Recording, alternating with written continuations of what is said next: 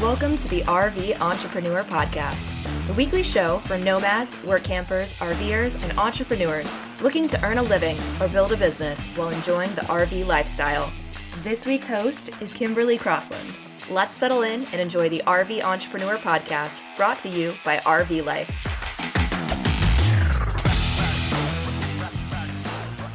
Welcome back to the RV Entrepreneur Podcast. I am your host for this week, Kimberly Crossland, and I'm so thrilled to be diving in.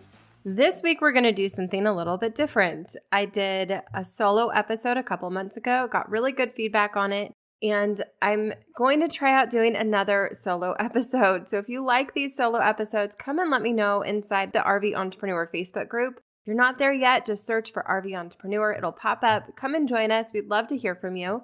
In the meantime, let's dive into this episode, which is all about simplifying social media.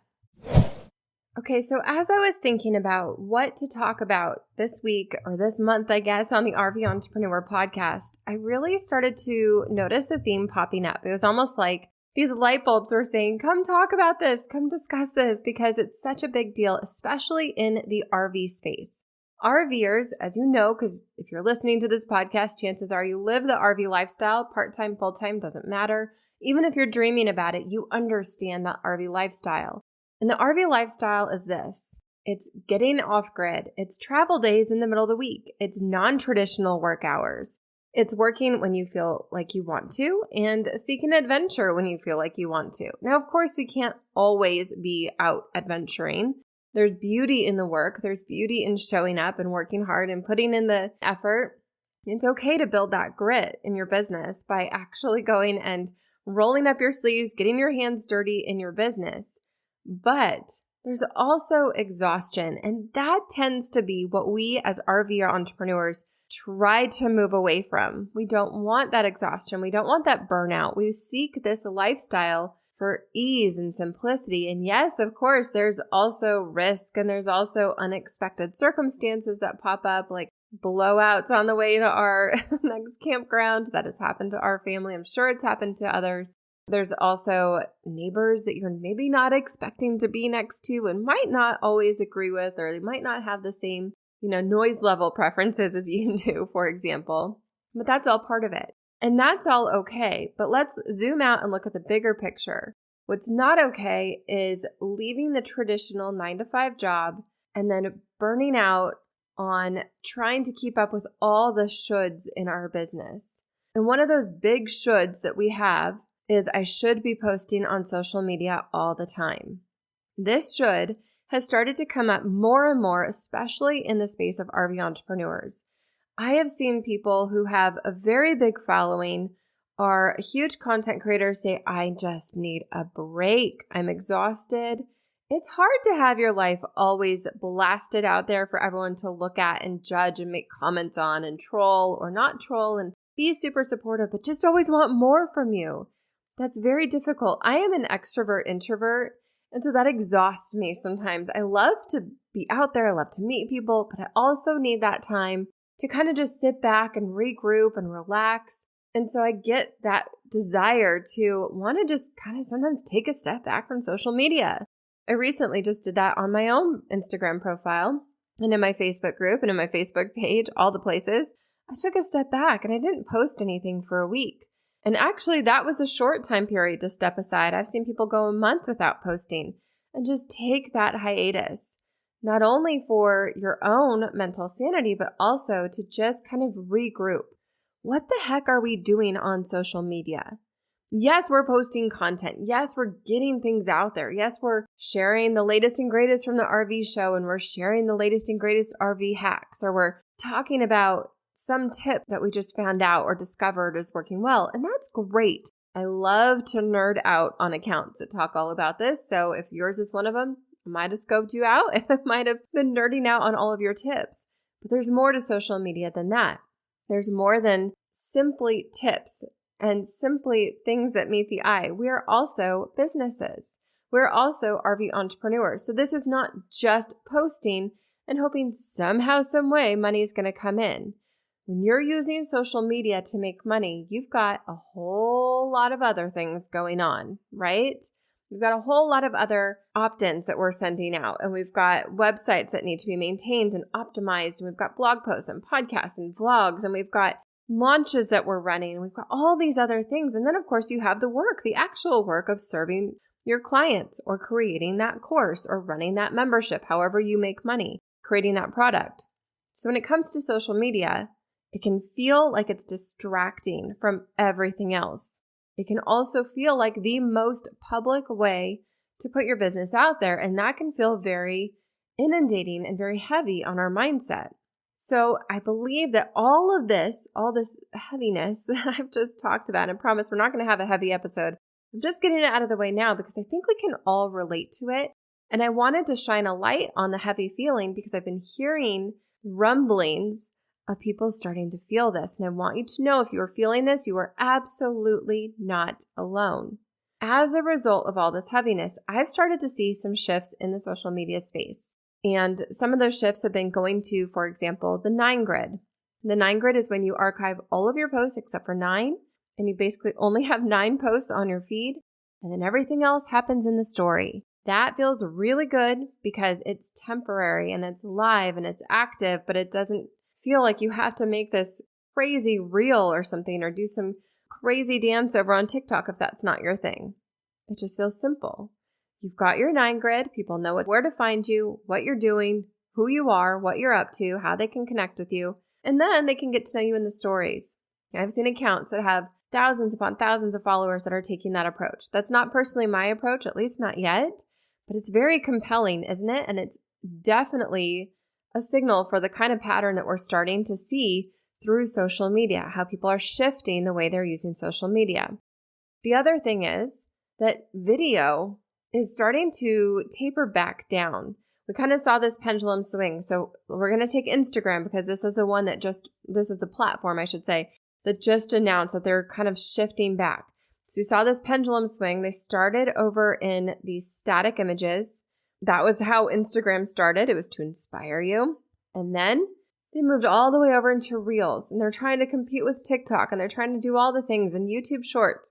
And all of a sudden, videos and Reels, this is the only way to get found. And if you're not doing this, you're not going to get found. And no one's seeing all of your posts, et cetera, et cetera, et cetera. And so we all felt like we had to do the Reels. We had to get on board with the Reels. And that felt so draining for a lot of people. Now, some people love it. Some people think it's great. Some people think it's fun.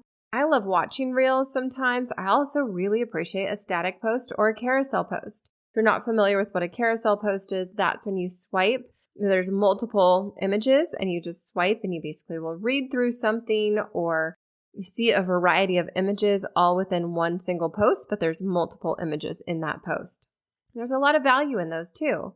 But we're now seeing, and Instagram has actually said they probably swung that pendulum a little bit too far towards the video side, and it's now coming back to center. That is a huge relief for us as RV entrepreneurs who are busy, who do not want to be tethered to our phones, who want to be able to actually enjoy the outdoors without always having to feel like I'm taking video or B-roll or footage or anything like that, just specifically for Instagram. Now, if you're doing this for other, like for your vlog or anything like that, that's different. But usually that B-roll is longer and it's used in a bigger context. It's difficult sometimes. It can feel very heavy and burdensome to try and take B-roll for your vlog and then also B-roll for your reels or just like these quick reels, or to try and figure out these really short tips. That can feel very heavy and very difficult as well. So now we are coming back to center. And the big question that I've been hearing a lot and what inspired me to want to get on the mic and talk through this on this particular podcast is, what the heck do we post? There's now all these changes happening. What on earth do I post, and how do I get it out there? And how do I make social media just feel easier? Because at the end of the day, it's fun to show up. It's great for your business to show up. Everyone says how important consistency is. Yes, it is. We're now kind of starting to see that you don't have to be perfectly consistent to still be excellent and get the following and get the revenue from social media. This does not have to be your core strategy, but it is good to have something to post. And so for the rest of this episode, what I'm going to do is I'm going to give you 7 different types of social media posts. And here's how I use these specifically on travel days. And you can, of course, use them at your campsite whenever you're feeling the most creative. But a lot of times I'll sit in the passenger seat I'm typically the one in the passenger seat. That's just how we roll in our family. But when I'm in the passenger seat, what I will do is just get out my tablet, put my digital pencil to the digital paper, and take some notes and just brainstorm on these 7 ideas. So if you're driving right now and you're the passenger, this is a great time to pull out that notebook or pull out your phone and open up the Notes app and just write down these categories so that you can also do the same thing. As you're making your way from one campsite to another, you can start to ideate on what types of posts that you're going to create, you want to have.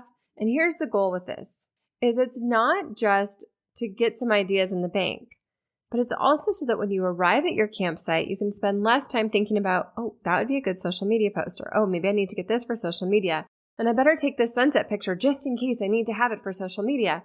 All of a sudden, you let social media consume you. But in taking this approach, what you can do is you'll have the different categories of social media post ideas that you can then take, brainstorm on, and schedule out onto your calendar, and then say, oh, I know that I want to post about XYZ. I'm going to make sure I take that picture.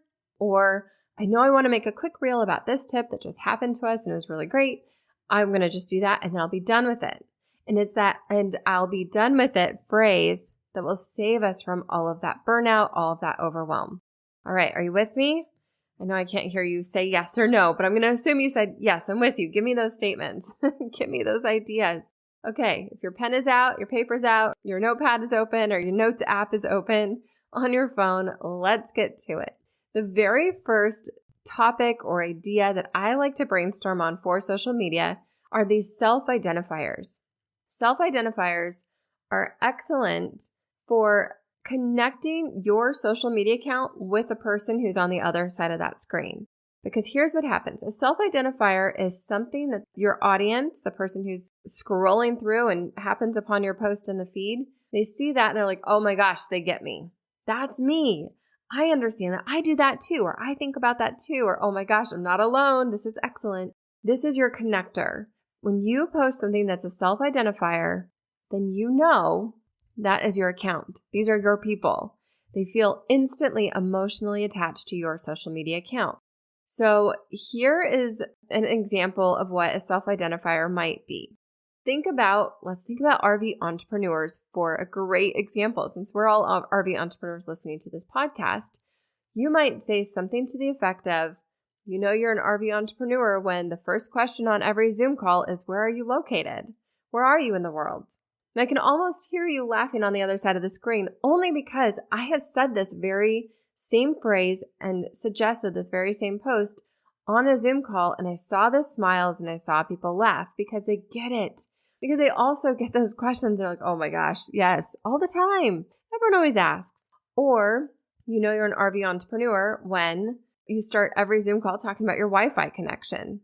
And maybe you don't even have to say you know you're an RV entrepreneur when. You can just say, can we talk about that Wi-Fi connection at the campgrounds? Something like that, because everyone's going to be like, oh my goodness, yes, it is terrible and I don't always get great service, or you got to have a third party thing. And let's talk about, Starlink, or let's talk about one of the other Wi-Fi boosters out there for us as RV entrepreneurs. And it just sparks this whole conversation and it sparks this connection. It's really powerful to have these self-identifiers. So for you, as you're thinking through this idea, maybe you don't target RVers, and that's okay too. Think about the people on the other side of the screen. What's a common phrase? What's a common struggle that they deal with? Or what's something that they're just like, oh my goodness, they like an eye roll kind of a thing, or almost a headache type of a thing. What is that makes them pause and say, yep, I do that too? Start to think through those. How do they identify themselves? How do they identify their environment? How do they identify the context to their situation, the situation that you specifically help? And start ideating on those. Okay, here is another one. Topic idea number 2 is a love-hate.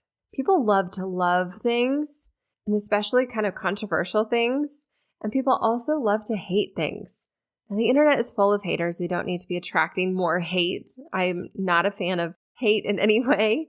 But if you can have something that's kind of lighthearted, it will spark conversation in the comments. So you can do something, for example, I hate when my feet are cold. I'm an RVer and I hate the cold. I'm also an RVer and I hate bugs. I just don't do well with bugs. I was blessed with 2 beautiful boys. And for some reason, I just feel like I'm being tested in getting bugs handed to me. We're based in Arizona. And so, we've got some crazy bugs down here. So this is something that I can say, oh my goodness, tell me I'm not alone. Am I the only RVer who hates bugs? And that will have a whole host of comments of, nope, I don't like them either. Or, oh my gosh, this is my hack for getting mosquitoes away. You open the door to conversation because, again, it's relatable and it's something that people can connect with. So as you're brainstorming, as you're making your way to the campground, use your travel day, use your travel time as a passenger to start thinking through what are things that your audience loves, absolutely loves. Maybe they're pineapple and pizza kind of people. Maybe they love campfire cooking and you've got the best recipes for those pie iron sandwiches that you can share. What is it that your audience loves? And what is it that they hate? Maybe they also don't like the cold. Maybe they also don't like bugs, and connect with them. These are things where you can bond with them on. All right, let's go to topic number 3. Topic number 3 is really good for starting to branch out just from your own opinions and your own relatability, although it's very important to have that. But now we're going to branch out into the industry. And industry standards, industry news, industry myths, these are all really compelling because they will spark a lot of conversation.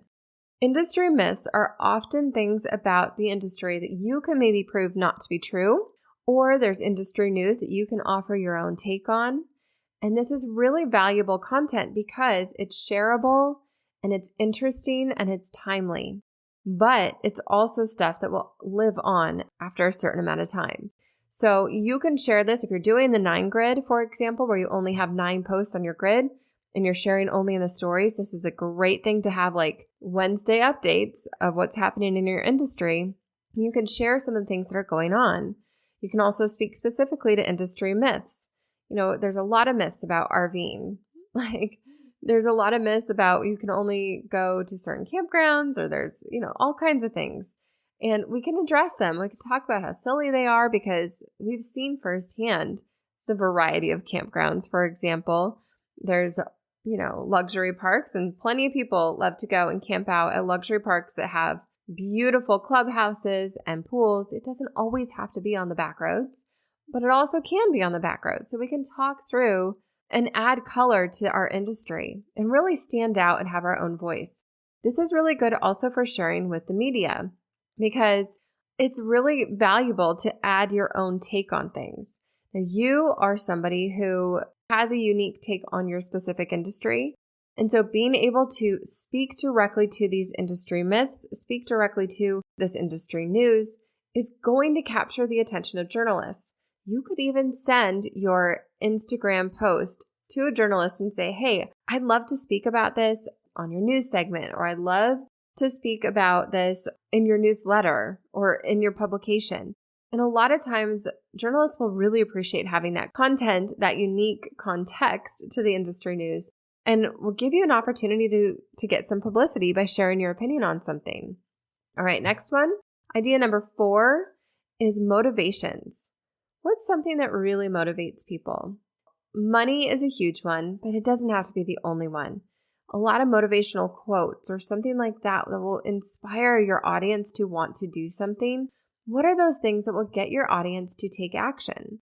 So you can, for example, you can motivate them to redo their RV interior in a bright color. If you just did it and you can show off how you did it in a way that feels really good and is fun, but it's not overpowering, that will motivate them to take action on that project that they've been wanting to take.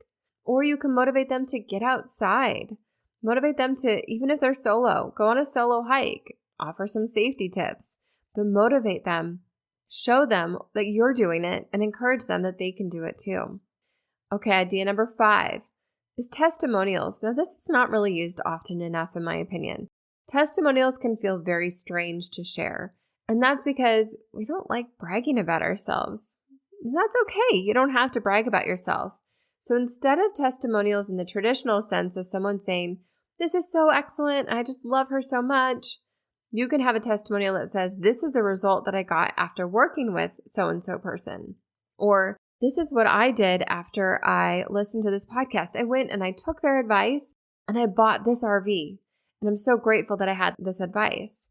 Having those testimonials does not have to be something that's boastful. It can be something that's valuable to your audience through that storytelling approach. So think through on your travel day now, as we're working through different ideas for social media, what are some testimonials that you have in the bank that you can go and sprinkle through your news feeds and share with others?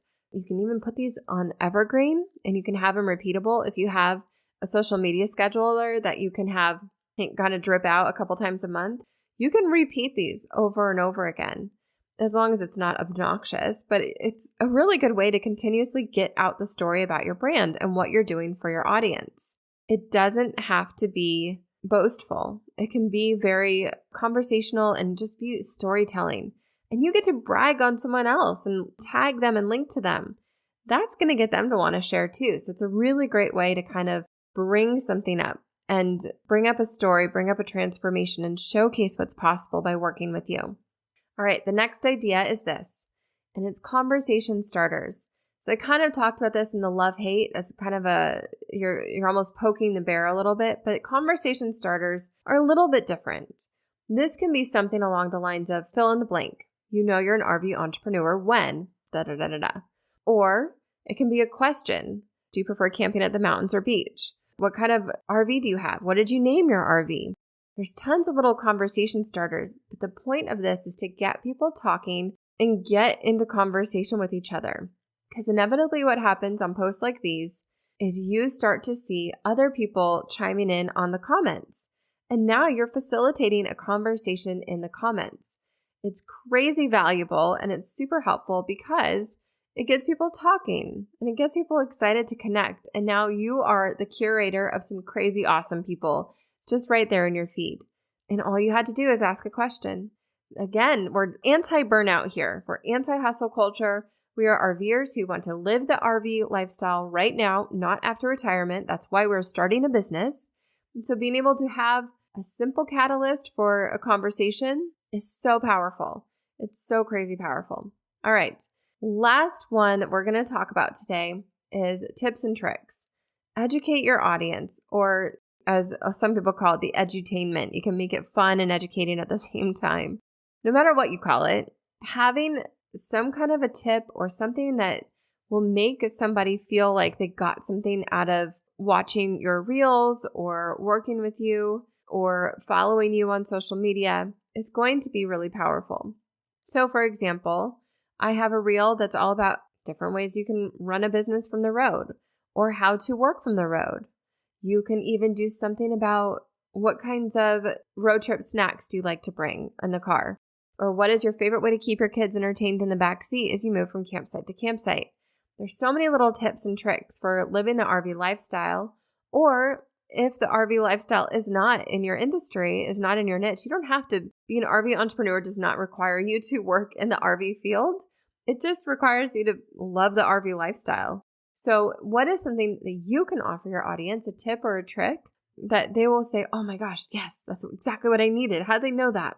Simplify your audience's life and they're going to love you for it. They're also going to share it. They're also going to follow you more likely. And you're just going to start to really see all those likes coming in, all those vanity metrics going up, but it's going to feel easier because these are things you already know. So take some time, brainstorm on some tips and things. Think about questions that people are often asking you that you can answer very easily. Write down those topics because those are going to become great topics for your carousel post or your reels or anything, any kind of content that you want to create. Remember, this is about what you want to create, not what the algorithm wants you to create anymore. And you can start to create them, batch them, put them into a social media scheduler, and off you go. The final thing that I want to say is that you are absolutely at liberty to repurpose your posts. In fact, I think it's a great idea. I have never had a client come to me and say, there's people saying they've already seen this post before. What am I doing? Should I not repurpose this? Absolutely, you should repurpose it. Just because somebody has seen it before does not mean that they don't want to see it again. So being able to repurpose the posts that are performing well is a really great way to, again, extend that reach and simplify your social media for you. I would love to hear your tips. I would love to hear what's working really well for you on social media. And I'd also love to hear from you if you have decided to maybe take a step back from social media or change your approach to social media. How are you using this to grow your business and to form those connections with your audience? Come and share your strategy, because we can always learn from each other, over in the RV Entrepreneur Facebook group. It's excellent to get to know each other in this capacity, get to know each other in terms of what we're doing, what's working, what's not working, and also to feel like we're not alone on this journey, because ultimately being an RV entrepreneur is crazy awesome. There's so many of us out there, and yet sometimes it can feel lonely. So if you're feeling lonely, now's the time to go over to that RV Entrepreneur Facebook group. Come join the conversation or spark a conversation of your own with one of these post ideas, and I cannot wait to talk to you over there.